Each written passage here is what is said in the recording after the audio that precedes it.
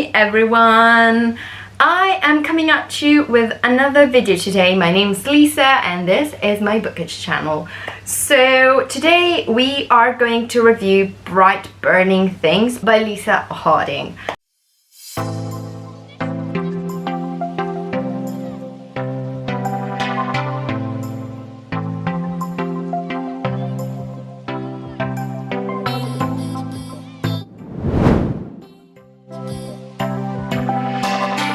Sonia used to perform on stage. She used to attend glamorous parties, date handsome men, ride in fast cars, but somewhere along the way, the stage lights Sonia lived for dimmed for good. In their absence, some darkness, blackouts, empty cupboards, hazy nights she can't remember.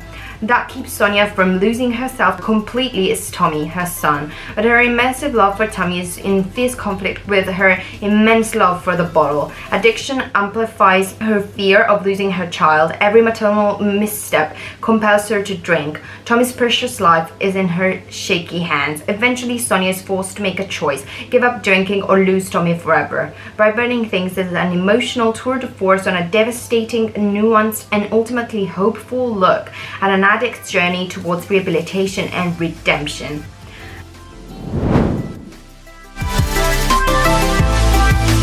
This book, I didn't read the blurb. The cover, you will see it up here, is really gorgeous. It has colors of fire on it that are really perfectly matched. I really loved it. How I perceived it at first was that there was so much stress. I listened to it on script, so having the audiobook really enhanced my experience of the book. The aspect of the fast-paced really put me off it just because it was so accurate in depicting the state of mind of the main character. I was really entranced by it, and it was crazy how fast-paced the thoughts of the main character were.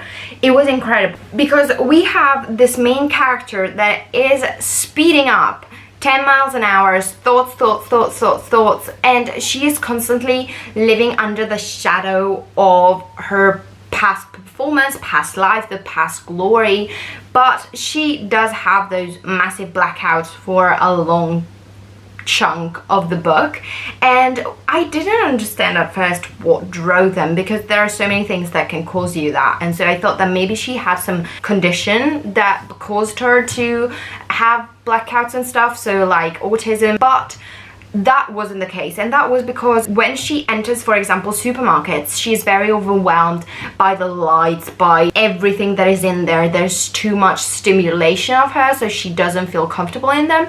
And I did feel that that was interesting because it made me think autistic people can struggle very much with lights and stimulation, so that could have been a reason. But actually that wasn't the case, because she doesn't have autism, and I discovered going on that that was because of alcoholism.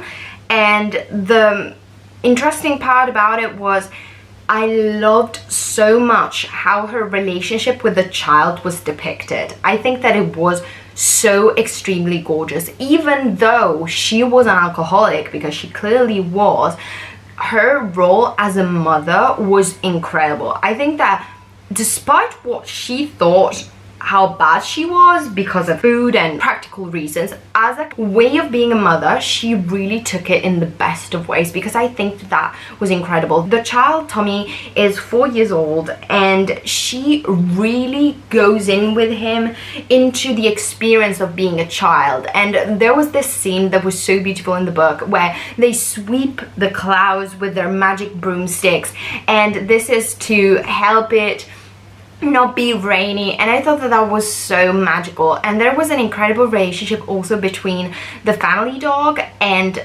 the child, and I think that that was also so beautiful, because animals can really help a child to grow up in a really nice way. I do understand that people can perceive it as unhygienic, but honestly I do the same. We had a cat when I was smaller, and now we have a dog, and the relationship that you get with the animal is incredible, because animals are so smart and they keep you company and they're great, and I felt that that was such an incredible thing. And that's what I loved about it, that there was this really beautiful aspect of motherhood within the story that I truly loved. I truly thought that that's how I want to be a mum if I will be one day. I really want to be together with my child, playing with them and giving them the magic of the world that we are living in. So that was so great. Then she goes into the rehabilitation center that is run by nuns, and she does touch into religion to some degree to get a guidance for her sins and for her keeping it together. And I thought that in a way that was incredibly inspiring, because the nun herself makes a quote that for me is great. I'm gonna try to find it.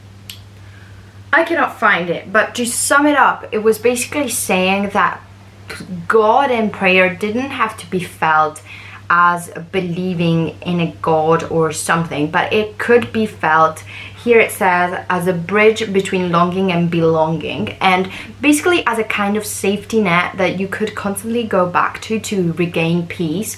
And I think that that's a concept that is so popular for a reason in rehabilitation and rehabilitating yourself from trauma or a condition. I was looking yesterday at a video about anger, for example, that does call for the same breathing, keeping it down, trying to distance yourself from the situation, trying to ground yourself. And I do think that in this case, religion is as any other thing within what you would perceive something to be grounded for you. It can work, it cannot work, but I really think that it was beautifully put.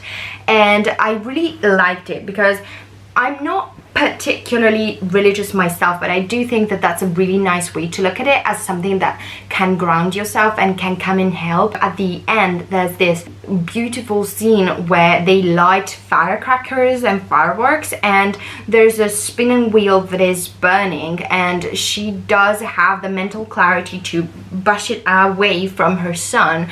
And I think that that's a really beautiful image of finding God in that moment, that she is able to deal with herself and deal with this condition and this thing, and push away the danger and not be the danger for the child, but be the one that is stepping into that motherly role of protecting your child and being the shield to the ugly things of life, while at the same time granting them a beautiful experience, because she is allowing him to experience with fireworks and things that he does like, but is not allowed to obviously play with alone because they're super dangerous.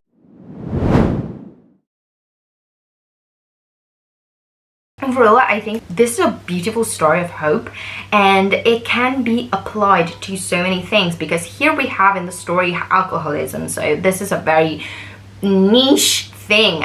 You can be an alcoholic, but addiction comes in all different ways, and I think that anger is, for me, maybe the biggest issue.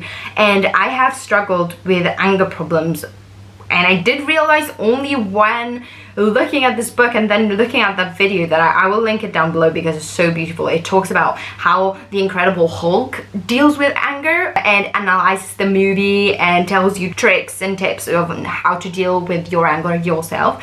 But it's so beautiful because I think that it really shows you that you need to have the base of grounding that you can find very easily through the constant repetition of things that you can find in religion. The fact of looking up to a higher power that can help you to distance yourself from the situation and make it better. So I really like that one, and I think that I like when there is religion that is a powerful tool in books. I find it a lot in every S.A. Chakraborty book, because she said in an interview that she feels that religion is so entrenched in culture and society that we should not discard it. And so she has a very powerful religious aspect into her books, Muslim religion to be precise.